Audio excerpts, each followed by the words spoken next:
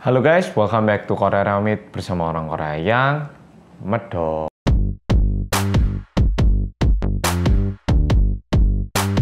Di video kali ini, aku ingin membagikan sebuah cerita kejadian hilangnya seorang perempuan yang baru mulai bekerja di sebuah kantor bersama dengan uang senilai 220 juta rupiah di tahun 1998. Langsung kita mulai.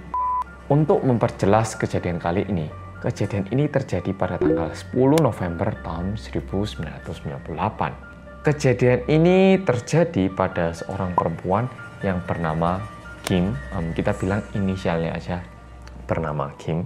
Dia ini adalah perempuan yang masih berusia 20 tahun dan dia tinggal di daerah Seoul. Kim ini, dia mulai bekerja bukan untuk beli barang-barang yang mewah ataupun ingin mengumpulkan uang demi dirinya sendiri. Melainkan salah satu alasan kenapa dia mulai bekerja adalah untuk meringankan beban pada orang tuanya. Sehingga orang tuanya pun tentu mengizinkan Kim untuk mulai bekerja di usia yang cukup muda, yaitu 20 tahun. Tetapi, pada tanggal 10 ini ada sesuatu yang aneh. Anak perempuan yang seharusnya udah pulang ke rumah, hari itu nggak pulang-pulang. Pertamanya orang tuanya mikir, oh mungkin jalannya macet, atau mungkin lagi ada pekerjaan, atau mungkin karena dia ini baru masuk kantor nggak terlama, mungkin lagi pergi makan malam sama teman-teman kantornya. Orang tuanya berusaha untuk berpikir positif dan tidak berpikir yang aneh-aneh. Tetapi waktu terus berjalan dan hingga subuh hari pun Kim tidak pulang ke rumahnya. Orang tuanya jujur udah mulai khawatir, tetapi karena tidak ingin membuat suasananya ini kayak menjadi lebih serius, orang tuanya memutuskan untuk coba menunggu hingga besok pagi. Dan ternyata betul, Kim tidak pulang hingga besok pagi. Dan pada paginya itu orang tua Kim langsung pergi ke kantor polisi untuk melaporkan kehilangan putrinya. Laporan yang dibuat oleh orang tuanya ini sebenarnya membuat polisi bingung pada waktu itu. Karena ternyata ada laporan lain yang juga masuk di dalam kantor polisi dengan nama yang sama, tetapi dengan alasan yang berbeda. Orang tua Kim melaporkan kalau Kim ini tidak pulang ke rumah alias hilang. Sedangkan laporan lainnya ini dibuat oleh seorang laki-laki yang bernama Che atau Choi dalam tulisan alfabetiknya. Dan orang ini melaporkan bahwa perempuan bernama Kim ini adalah pegawainya dan melarikan diri dari perusahaan beserta uang perusahaan senilai 20 juta won. Awalnya orang tua Kim begitu khawatir, takut kalau anaknya ini hilang atau gimana. Sekarang orang tuanya menjadi lebih khawatir lagi karena sekarang bisa jadi anaknya ini menjadi buronan karena dituduh membawa lari uang 20 juta won. Dan setelah polisi melakukan pemeriksaan yang lebih mendalam, ternyata jam hilangnya ataupun jam terakhir Kim bisa dikontak dan juga jam yang dilaporkan oleh C itu cukup mirip. Contoh untuk mempermudah penjelasan ini, ilustrasi ya. Bosnya bilang, mulai jam 5 tiba-tiba uangnya hilang. Sedangkan orang tuanya juga bilang, oh iya kayaknya sekitar jam 5 lebih dikit putri saya nggak bisa dihubungi. Kayak gitu. Sehingga polisi jatuh dalam kebingungan. Apakah si Kim ini benar-benar melarikan diri dengan uang senilai 20 juta? Atau dia ini pergi ke suatu tempat sebentar dan hilang kontak hanya untuk sementara saja.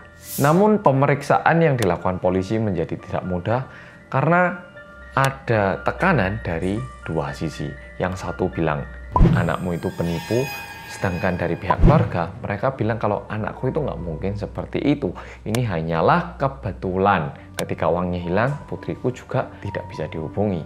Tetapi yang membuat polisi juga cukup kaget adalah ternyata C alias bos dari Kim ini memiliki sebuah surat yang ditandatangani oleh Kim, dan pada surat itu tertulis dengan jelas bahwa Kim ini menjamin uang hingga 20 juta dan ketika uangnya ini hilang, ini akan dipertanggungjawabkan oleh orang tuanya. Jadi istilahnya ada surat kontrak penjamin. Loh, kok bisa ada surat kontrak kayak gini? Gimana ceritanya? Pasti banyak yang bingung. Jadi, perusahaan yang dimiliki oleh C ini adalah perusahaan distributor, sehingga seringkali dia itu harus membayar dalam jumlah nominal yang besar. Jadi untuk menjamin karyanya tidak membawa lari uang, dia itu bilang kalau biasanya karyawannya bakal disuruh untuk menandatangani kontrak seperti ini. Dan uang yang hilang juga kebetulan 20 juta, sehingga orang tuanya harus menempuh nominal itu. Polisi menjadi cukup berhati-hati dalam memeriksa ataupun melakukan pencarian dalam kasus ini. Karena ini bukan masalah hilang atau tidak, tetapi bisa menjadi seseorang yang melakukan kriminal atau tidak melakukan kriminal. Pertama-tama, polisi memutuskan untuk memeriksa perusahaan distributor ini perusahaan kayak apa. Dan ternyata lokasi kantornya ada di daerah Dongdaemun. Mungkin Polo-Polo udah pernah dengar. Kalau Polo-Polo tertarik dengan Korea, Dongdaemun ini merupakan salah satu area yang ada di tengah Seoul yang juga sering dikunjungi oleh turis-turis untuk shopping. Kita lanjut lagi. Sudah gitu, saat polisi melakukan pemeriksaan yang lebih lanjut, polisi menemukan banyak hal yang aneh terhadap perusahaan ini. Jadi perusahaan ini namanya juga sedikit nggak jelas, izin-izinnya juga tidak jelas. Udah gitu tidak ada rekor kalau mereka itu pernah melakukan bisnis dengan perusahaan lain, ataupun data-data yang menjelaskan perusahaan ini perusahaan ngapain. Cuman ada perkataan dari si C yang bilang bahwa ini perusahaan distributor, kami mendistribusikan barang-barang. Tetapi di luar itu tidak ada bukti-bukti lain yang menjelaskan apa bidang usaha perusahaan ini.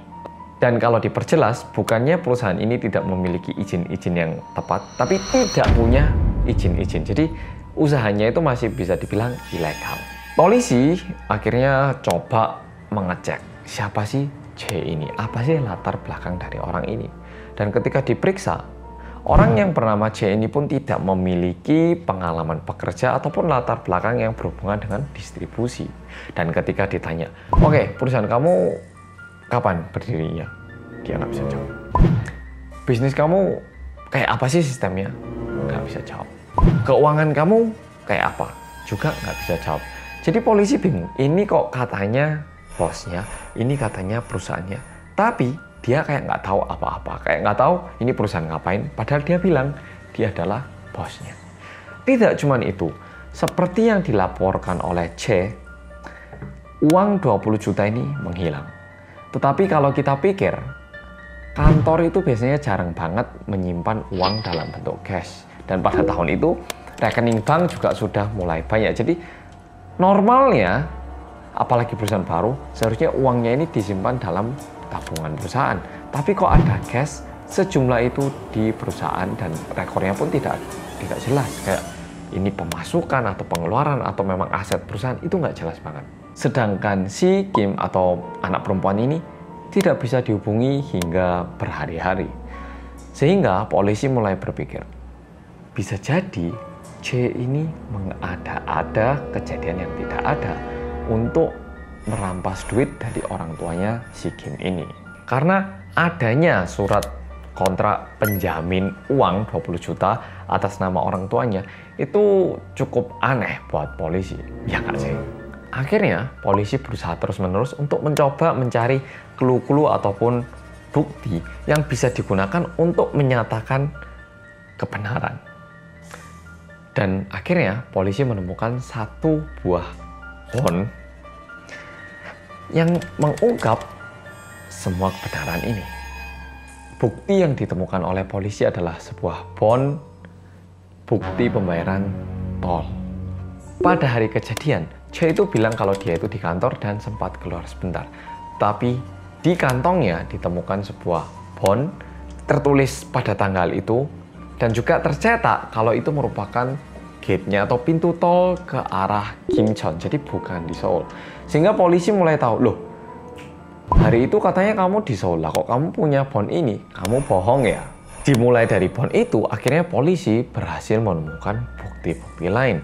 Ketika mobil C ini diperiksa, ditemukan potongan badan perempuan yang sudah dimutilasi beserta gergaji yang penuh dengan lumuran darah. Nah, Polo-polo sekarang pasti pengen tahu sebenarnya yang terjadi itu apa dan kenapa C melakukan kejahatan seperti ini. Untuk mengetahui lebih lanjut, kita perlu pergi 5 bulan sebelum kejadian ini terjadi. Jadi ternyata 5 bulan yang lalu, C ini bekerja sebagai supir bis dan penghasilannya itu cuma mencapai 1 juta won. Jadi tidak cukup untuk kebutuhan setiap bulannya. Dan karena ini tidak cukup, dia memutuskan untuk berhenti bekerja sebagai supir bis. Dan masalahnya, ketika dia berhenti menjadi supir bis, dia tidak memiliki pendapatan. Udah gitu, dia juga tidak memiliki tabungan yang cukup untuk bertahan hidup. Dan waktu dia nonton TV, kebetulan dia melihat ada orang yang melakukan penipuan asuransi. Melihat itu, bisa dibilang C ini terinspirasi untuk melakukan penipuan yang mirip. Akhirnya dia mendirikan perusahaan yang nggak jelas, istilahnya kayak paper company yang ada namanya tapi nggak ada rekor kerjanya. Setelah itu, C juga membuat pengumuman bahwa dicari seorang sekretaris gaji tinggi, pekerjaan mudah kayak gitu. Dan Kim yang waktu itu lagi mencari kerja akhirnya mendaftar untuk bekerja di perusahaan itu. Jujur perusahaan baru, kerjaan nggak ada ya kan, dan juga dia itu nggak tahu di dunia distribusi. Dan dia bilang, oh Kim, kita itu perusahaan distribusi yang kedepannya bakal gini, jadi kamu harus tanda tangan surat penjamin atas nama orang tua kamu. Ya soalnya kan kita sering ini terima uang dan juga bayar uang nominal besar, jadi ini standarnya industri sini, oke, jadi nggak usah khawatir. Dan Kim yang masih berusia 20 akhirnya menandatangani surat kontrak itu. Setelah surat kontrak itu ditandatangani, pada hari H kejadian, si C ini mengajak Kim untuk pergi ke daerah Kimcheon dengan alasan, oh kita mau terima duit ke sana dan nominalnya agak gede, kamu bareng ya.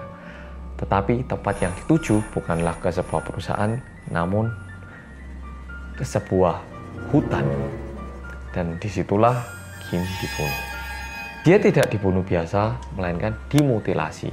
Tangannya juga dipotong, sidik jari juga dipotong, dan kepalanya pun juga dipotong dan dikubur di situ untuk menutup identitas korban. Dan karena dia tidak tahu harus dibuang kemana tubuhnya, akhirnya ini disimpan di bagasi mobilnya. Oke, polo-polo. Jadi melalui video kali ini kita jadi tahu ketika kita itu terdesak, kadang terlintaslah sebuah pemikiran buruk ataupun ide-ide negatif untuk melakukan sebuah kejahatan karena terlihat instan. Tapi polo-polo, aku yakin di antara kita pun sekarang pasti ada yang mengalami kesusahan secara ekonomi. Dan kayak terasa nggak ada jalan lagi. Tapi percaya, Tuhan pasti bukakan jalan buat kita. Dan kenapa kita harus ada di dalam situasi yang susah ini? Karena Tuhan pingin kita itu bertumbuh menjadi seseorang yang lebih baik. Jadi bukannya aku mencurigai kalau polo-polo bakal melakukan kejahatan, bukannya gitu. Tapi aku mau bilang kalau justru di waktu-waktu susah lah kita ini bertumbuh. Jadi jangan sampai kita itu berpikiran untuk melakukan hal yang jahat, tetapi kita seharusnya berpikir bagaimana kita bisa menggunakan momen susah ini sebagai kesempatan yang baik. Oke polo-polo, jadi video kali ini kayak gitu. Semoga polo-polo terhibur dan sampai jumpa di video